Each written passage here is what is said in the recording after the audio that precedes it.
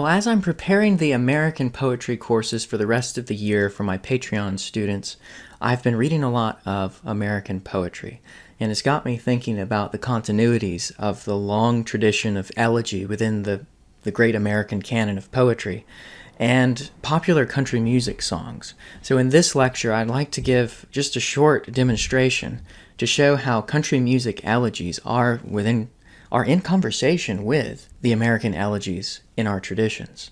So I'm actually pairing some very unlikely figures together in this. I'm pairing Walt Whitman with Alan Jackson, John Clare with John Anderson, Trumbull Stickney with Craig Morgan, and perhaps most surprising of all, Emily Dickinson with George Jones. So we'll see how this works, and the method is to compare certain modes of expression and cultural memory and negotiations of loss and the passage of time in the long canon of American poetry with popular country music. The elegy is a form of poetry that expresses mourning or grief.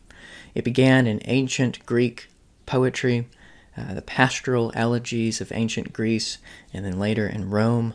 And then when Christianity took over the elegy, it tended to change it a little bit by emphasizing the reward or recompense, usually in heaven, that would provide the consolation of the mourning throughout the elegy. And the elegy has a long arc which moves, not always in a Christian trajectory, but sometimes from a place of mourning and grief, wrestling with the exchange, the loss, the recompense, and moving ultimately to a place where the speaker, the community, can psychologically move on with what they've reckoned with.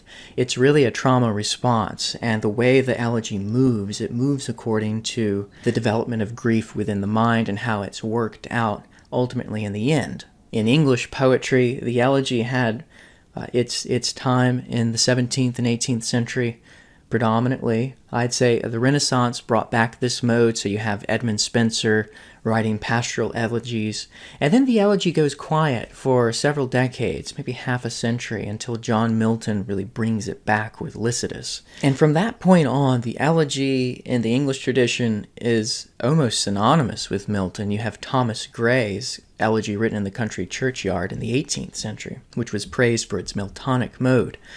But what you have in the American tradition is this demonstration of the flexibility of the elegy, of what the Americans do with it, especially in the wake of the American Civil War, where both the North and the South are learning to negotiate the national identity in terms of this loss and this traumatic national rupture that's happened. And you see, with the South during the Reconstruction eras, you have a lot of nostalgia, you have a lot of cultural memory for things that were better long ago and that are now no longer better, and you see the elegy reflecting this negotiation.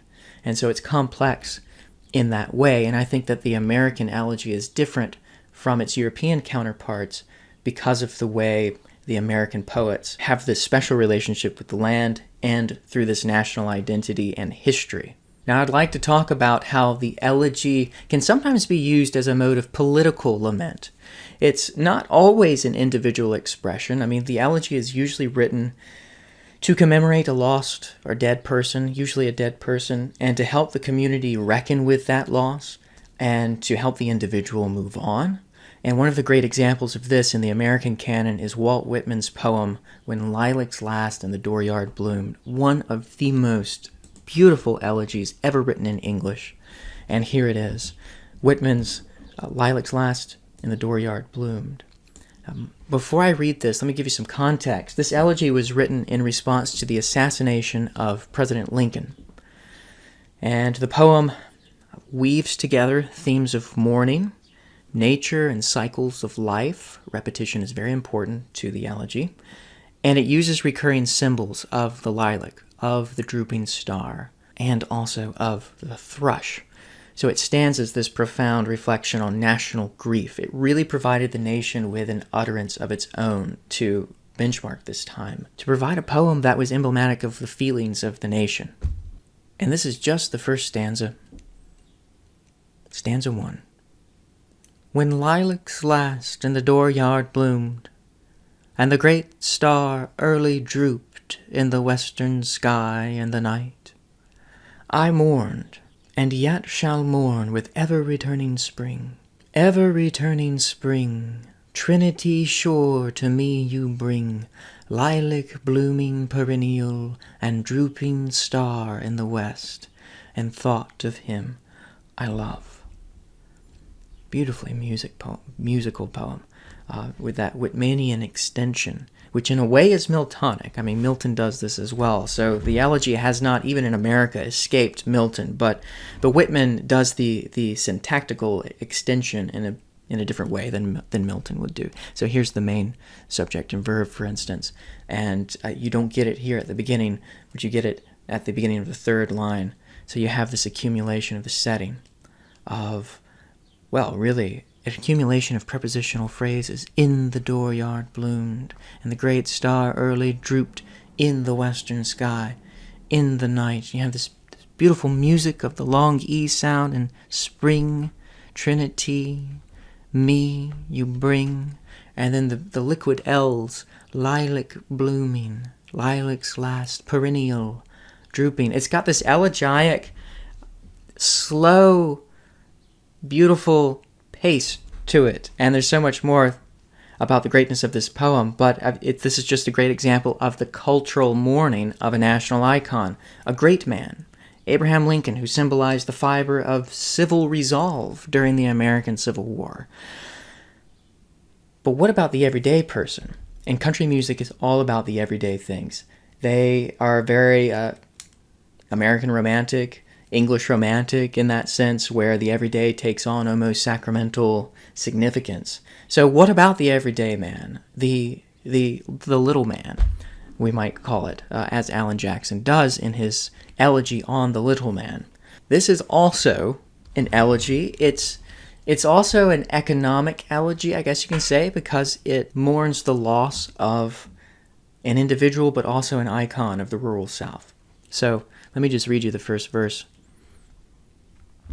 I remember walking round the court square sidewalks, looking in windows at things I couldn't want.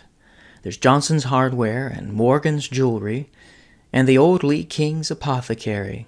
They were the little man, the little man. Now notice the temporal modulation that will often govern the transits of the elegy. We're in the past, of course, and we have this integral function of remembrance, and often elegies will begin with a memory. I remember walking around. By the way, Alan Jackson, this was inspired by something that actually happened to him. He went back to an old town that he knew and found that all the mom and pop stores, the hardware stores, the jewelries, were all replaced by chains, by large corporations. And by the way, if you go to the South, you'll often hear older people refer to chain stores like Walmart or J.C. Penney with the apostrophe S. And some people think that's funny, but I mean, the reason they're doing that is because the cultural memory is still there when you had the general store, who were owned by actual people and not just faceless corporations. So the poem goes on to commemorate the little man. Here's the subject of the poem, and we know that the little man is not an identity, but emblematic of this group of people who own stores and who made up the fabric of the culture of small town life.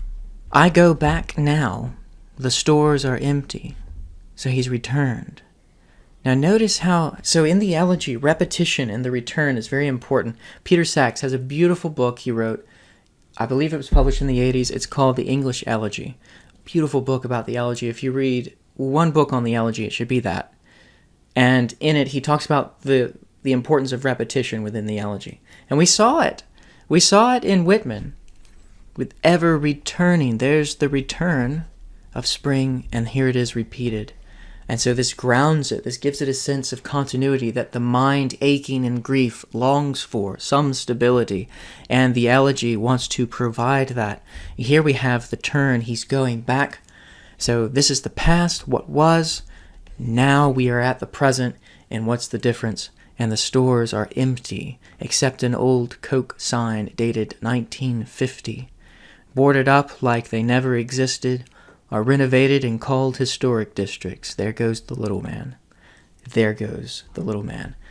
It's the departure of something culturally significant, which is no more. Now, the temporal modulation here at the beginning of this verse, contrasted with the memory of verse 1, is interesting to the transit. Well, it's important to the elegiac movement, this transit and how it pivots through time. Jackson uses the small town imagery. Here we have the Coke sign, which if not symbolic, I mentioned how the lilacs and the thrush and the drooping star were all symbolic in Whitman's poem. This is more emblematic of a time. It's signaling to people who know, who have that cultural memory of what the Coke sign was in the 1950s. This becomes the emblem of the lost cultural richness. And so now what we have is basically poverty. Again, here the chorus. Now the court square's just a set of streets that people go round, but they seldom think about the little man that built this town before the big money shut him down and killed the little man. So this is also a poem about assassination, definitely of a different kind, but the important thing here is to see how the elegy is commemorating something culturally important and how it provides an utterance of lament to the communities who recognize the loss of something important, of what was and is no more. So this is an economic elegy. What about the loss of nature and the ecological elegies? This is an important theme in country music, and I'm actually surprised that this demographic of country music listeners doesn't produce more environmentalists, because they're always lamenting the changes of the land and the industrialization and the urbanization. And we might call an ecological elegy the type of poem that deals with loss or degradation of land. Like traditional elegies, instead of commemorating the loss of a person or a figure, it commemorates the loss of topography, important landscape. A great ecological elegy of this kind would be Patty Lovelace's Harlem. Read that, because that's a good one that I actually don't bring into this lecture at all. But I want to turn, before we go to John Anderson's Seminole Wind, I do want to show you an example of an ecological elegy.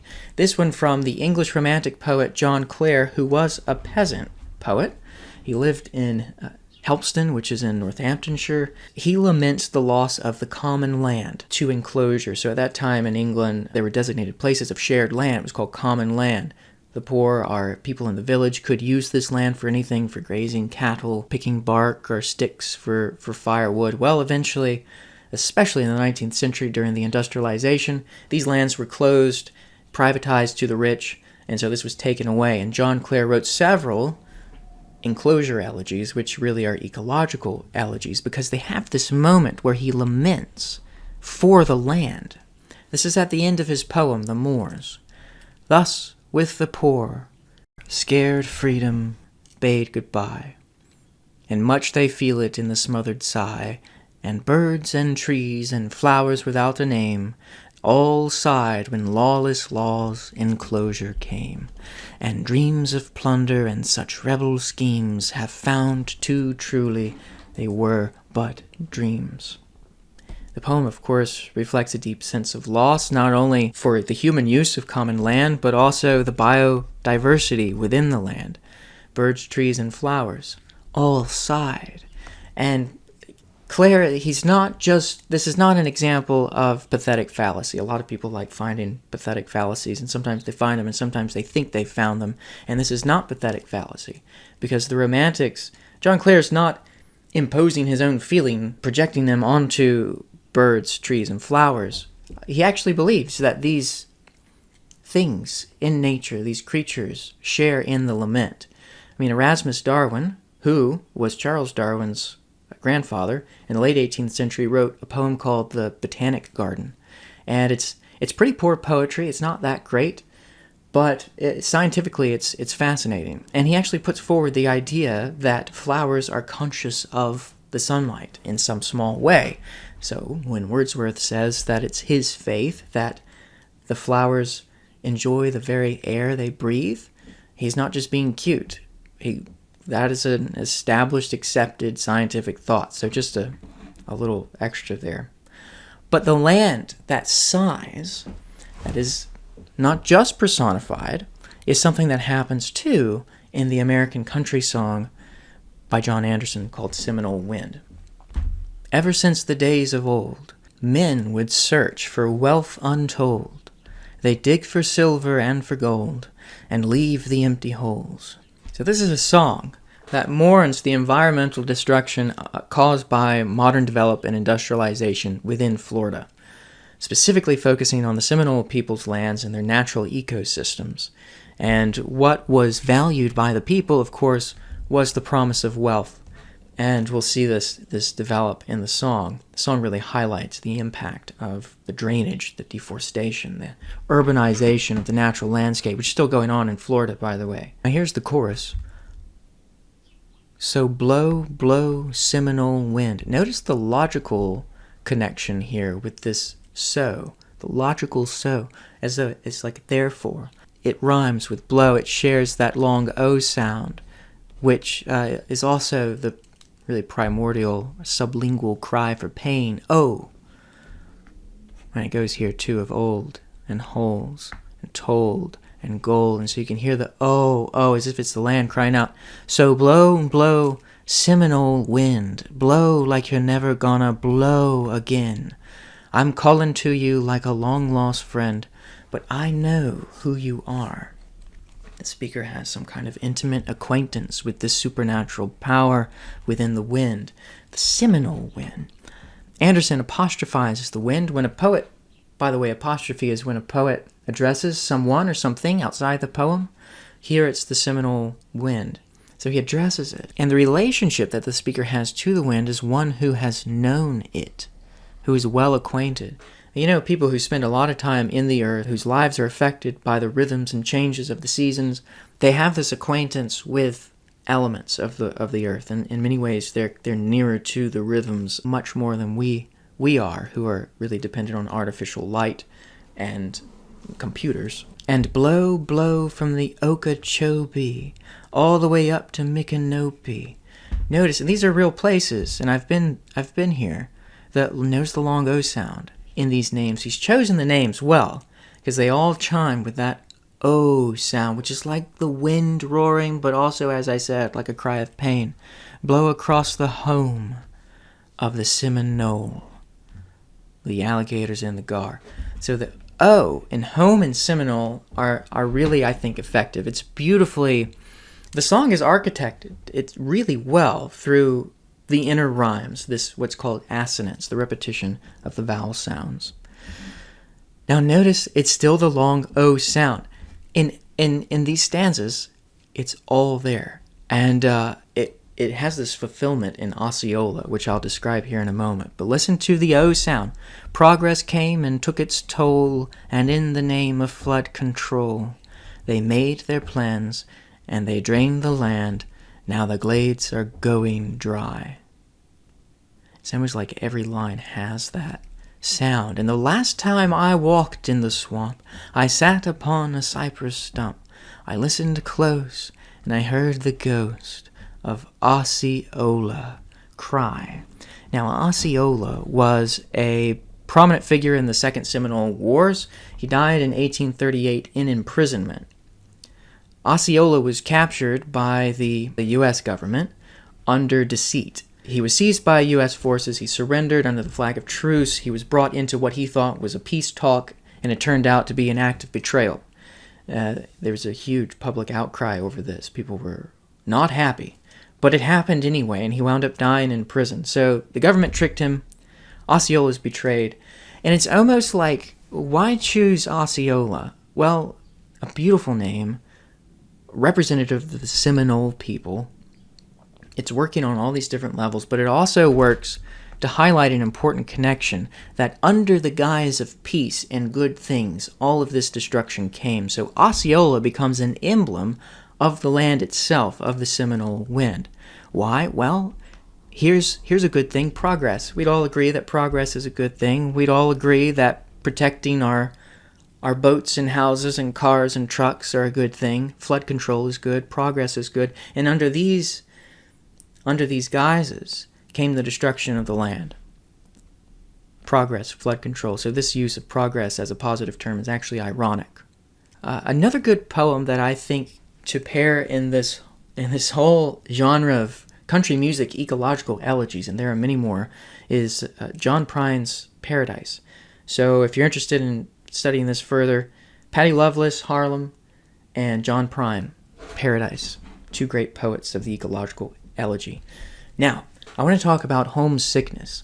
There is something so quintessentially American about nostalgia, and it's been a part of my upbringing in the South, and it definitely has a huge presence in Southern culture, not just in the country music songs, but also in the sermons, and the homiletic style, and even in some of the short stories. So I want to talk about nostalgia in American poetry as a feature of the country music elegy.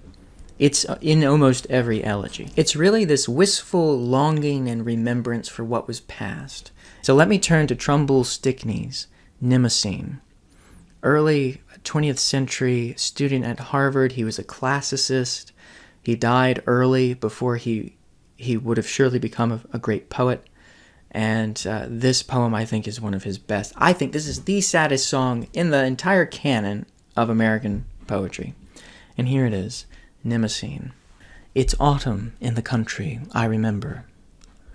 How warm a wind blew here about the ways, and shadows on the hillside lay to slumber during the long sun-sweetened summer days.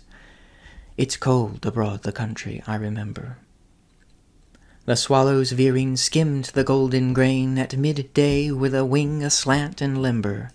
The yellow cattle browsed upon the plain. It's empty down the country, I remember. I had a sister lovely in my sight. Her hair was dark, her eyes were very somber. We sang together in the woods at night. It's lonely in the country, I remember. The babble of our children fills my ears, and on our hearth I stare the perished ember to flames that show all starry through my tears. It's dark about the country, I remember. There are the mountains where I lived. The path is slushed with cattle tracks and fallen timber. The stumps are twisted by the tempest's wrath. But that I knew these places are my own, I'd ask how came such wretchedness to cumber the earth, and I to people it alone. It rains across the country, I remember. Intense longing. Remember the importance of repetition in the elegy. We have this refrain, country I remember, in the country, abroad the country, and there's that key function here of remembrance. The poem is making that transit, that hinge upon the time present, time past, what is lost, and what was there. Now I think this poem is matched only in its grace and fluidity by Dylan Thomas's Fern Hill. Of course, he was Welsh, but it's got the same nostalgia. Now as I was young and easy under the apple boughs about the lilting house, and happy as the grass was green, the night above the dingle starry. I mean, Dylan Thomas is also a master of this elegiac mode. But here's Stickney's poem. Very American, very elegiac, and very, very important to the canon. Actually, this one's included in Bloom's anthology of the best English poets. Mnemosyne was the titaness of memory, by the way, so this is a poem about remembrance. It's partly an ecological elegy, too, I'd say, with this. It seems like there's been some kind of natural disaster. The path is slush with cattle tracks and fallen timber. The stumps are twisted by the tempest's wrath, either deforestation or a literal storm. I remember reading this poem shortly after, it was a couple years after we were displaced from Louisiana by Hurricane Katrina. I remember hearing these lines, like, oh, I love this poem. There's something there. So it's ecological. It's also very nostalgic in its memory of the past, of the home. But that I knew these places are my own, I'd ask, how came such wretchedness to cumber the earth? I'm going to pair with what I think is the saddest song in country music, and that's Craig Morgan's Almost Home, where memory is also very central. Very central. The song tells the story of a homeless man reminiscing about his past. So the speaker of the poem wakes up a homeless man, wants to help him, and he's interrupted a dream. The homeless man tells his dream. And the song conveys this deep sense of nostalgia and longing for a time and place that represented safety, warmth, family, love, and the memories provide this contrast. So you've got two contrasted states here, and I'll just read the first stanza. He had plastic bags wrapped around his shoes. He was covered with the evening news, had a pair of old wool socks on his hands. The bank sign was flashing 5 below. It was freezing rain and spitting snow. He was curled up behind some garbage cans. I was afraid that he was dead. I gave him a gentle shake. When he opened up his eyes, I said, "Old man, are you okay?" It's a story of encounter. And we notice there's a bank sign flashing. Okay, so we're in the urban world, the industrialized space. There's freezing rain. He's perhaps up north, but at least in the winter, behind garbage cans. So he's really in this hostile urban space when this encounter occurs. And then what we get, we move, we shift, not only temporally, but also spatially from the urban freezing hellscape that the encounter takes place to the dream world of the past. He said, it's the old man speaking, "I just climbed out of a cottonwood tree. I was running from some honey bees, drip drying in the summer breeze, after jumping into Calico Creek. I was walking down an old dirt road, past a field of hay that had just been mowed. Man, I wish you'd just left me alone, 'cause I was almost home." And of course, then you realize that the transition from sleep to death would have been seamless for this man, and also his dream of the home where he was a child climbing out of the cottonwood, running from honeybees, living in nature and in this rural space which is no more.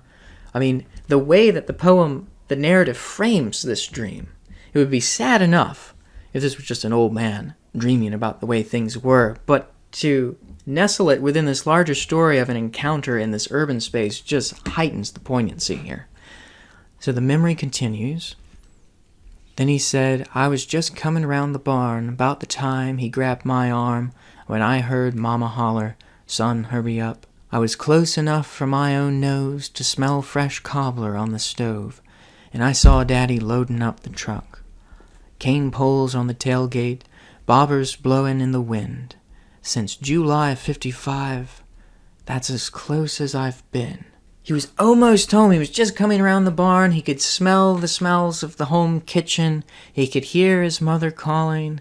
He was near enough that then he saw his dad loading up the truck with cane poles so that it looks like they're about to have dinner and then go fishing.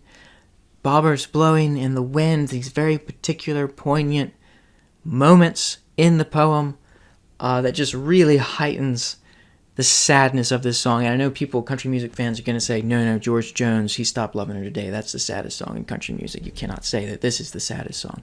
But this, I say, is the saddest song. Moving on, so then we have the chorus here, and the narrator insists, "Old man, you're going to freeze to death. Let me drive you to a mission." He said, "Boy, if you'd left me alone, right now I'd be fishing." And then the chorus again. And then the song ends. So, I mean, the vivid imagery that both Stickney used in Nimicine and that Morgan is using in this poem. I'm not sure if Morgan wrote this poem. He might have been the songwriter for this, but whoever did it is using vivid imagery to evoke the place, the particularity of the place, but also the ephemeral nature of the memories. Stickney's tone in Nimicine is very introspective and melancholic. Stickney's style is really reflective of something a little bit more philosophical, with a focus on deeper implications, on memory and time, personal implications, and it's also very obscure. We don't know much about the speaker. Here it's different. The language is more conversational, it's more idiomatic, and it's like a real encounter that took place. That's the way the poem's framed, and so I just find that so heartbreaking. So really good example. I'd place this within the American elegy tradition for sure, and I think it's certainly participating in some of the major themes and movements.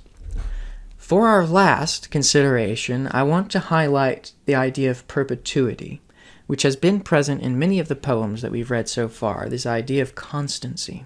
So I want to turn to Emily Dickinson and George Jones. Never thought I'd say those two names in the same sentence, but here goes. Because time, we've noticed, is very important here as a critical concept that underpins the exploration of memory, of loss, of the enduring impact of the deceased. And sometimes it's not a deceased that is elegized. And I think that's what's different about some of these country music American elegies. Not always a deceased person. Sometimes it's a person you're waiting to return or to come back to love you. Emily Dickinson's poem, really heartbreaking, beautiful poem that, if not an elegy, is at least elegiac. The speaker expresses this deep longing for the return of a beloved, whose return is actually uncertain. Now, the speaker considers the different lengths to which she will wait for this person. If she only knew he would come back. And she imagines keeping her love alive through various lengths of time, first by season, and she begins by this conditional statement: if you were coming in the fall, I'd brush the summer by with half a smile and half a spurn, as housewives do a fly. If I could see you in a year, I'd wind the months in balls and put them each in separate drawers, for fear the numbers fuse. If only centuries delayed, I'd count them on my hand, subtracting till my fingers dropped into Van Diemen's land. If certain, when this life was out, that yours and mine should be, I'd toss it yonder like a rind and take eternity. But now, uncertain of the length of this that is between, it goads me like the goblin bee that will not state its sting. The poem is organized by those conditional statements. You'll notice the repetition. Remember how important repetition is for the elegy. You'll see it there. It helps stable the mind. Imagining different scenarios of waiting. Well, if I knew you were coming, I could wait a fall. I could wait a year. I could wait centuries. I'd take eternity if I were just certain. And it's this emotional tension of waiting in this indefinite period of waiting. The speaker of the poem is willing to endure pretty much anything if the loved one will return. She progresses from shorter to longer periods of this time. So through these conditional time frames, the vivid imagery captures the essence of this perpetual anticipation. She's willing for it to be perpetual as long as she can be certain that it's coming, that he or she will return. And that moment of suspense is really profound for the human psyche. It's something really difficult to endure. When you want something badly and you have no idea if it's coming back, like a lost love. And this brings me to George Jones's great poem, He Stopped Loving Her Today, which, unlike Dickinson, begins with an unconditional statement by the subject of the poem. George Jones, this is his most popular song, I think. And he was skeptical of this song. He actually didn't like it at first. And I'm not sure if he ever learned to like it. He thought, oh, this is too sappy for my fans. My listeners won't like this. He sang it, and it was instantly a hit. And he's always asked to sing it if he's ever taken requests. He knows it's coming. I don't know if he ever enjoyed the song, but I do know that he was skeptical at the beginning because of this. But here's the unconditional statement of the subject of the poem, this nameless he. He said, I'll love you till I die. Now, this is the only statement we hear him say throughout the entire song. This is his one utterance, and it's important. She told him, you'll forget in time. As the years went slowly by, she still preyed upon his mind. He kept her picture on his wall, went half crazy now and then, but he still loved her through it all, hoping she'd come back again. Kept some letters by his bed, dated 1962. He had underlined in red every single I love you. And here we get the narrator speaking. I went to see him just today. Oh, but I didn't see no tears. all dressed up to go away. First time I'd seen him smile in years. And the chorus, he stopped loving her today, which recalls the first line of the poem, and that's when you realize you have this moment of recognition, as Aristotle calls it, in tragedy, where there's suddenly this moment of recognition that, you know what has happened, and spoiler alert, if you haven't encountered this song before, the subject dies, and that's when he stopped loving her. They placed a wreath upon his door, and soon they'll carry him away. He stopped loving her today.